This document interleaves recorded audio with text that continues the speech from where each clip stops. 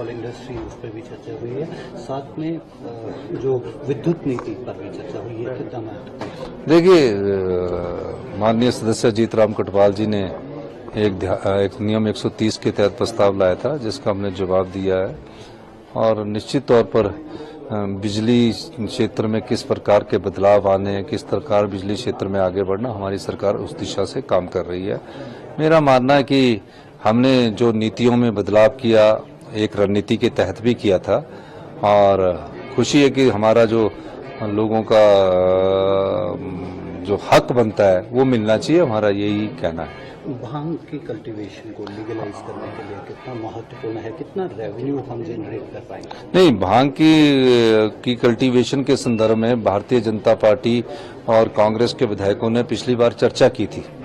Bharatiya Janata party के विधायकों ने उस चर्चा में बात की, उसके बाद हमारी कमेटी बनी, तो आज उस कमेटी की रिपोर्ट को 102 के तहत ले किया गया।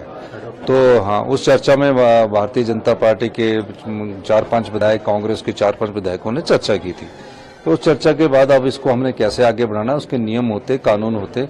अगर हमने इसको कल्टीवेशन की इजाजत दी तो सिर्फ मेडिकल पर्पज के लिए ही हम इसको कल्टीवेशन की इजाजत है, और इंडस्ट्रियल ऑल्सो। इसके अतिरिक्त आज जुमे की नमाज के दिन शांतिपूर्ण रहा, आपने अपील भी की थी सभी लोग, समुदाय के लोगों से, किस तरह से देखते हैं? एक इसमें सर जो महत्वपूर्ण मुद्दा है, अनऑथराइज्ड कंस्ट्रक्शन के बहुत सारे मामले पेंडिंग हैं जिनको नक्शेबाद में पास कर दिया जाते हैं।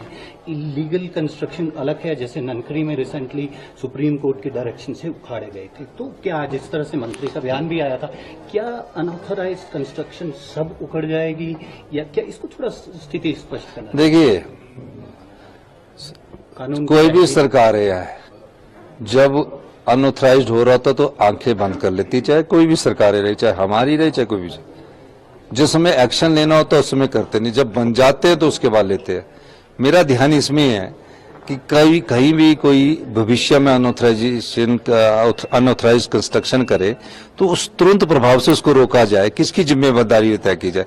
अब इतनी अनऑथराइज्ड कंस्ट्रक्शनें हो जाती है, फिर बाद में राजनीतिक दबाव पड़ता है, फिर उनको रेगुलाइज करने की बात होती है, कोई 1 स्टोरी कर देता है, 2 स्टोरी बढ़ कर देता है।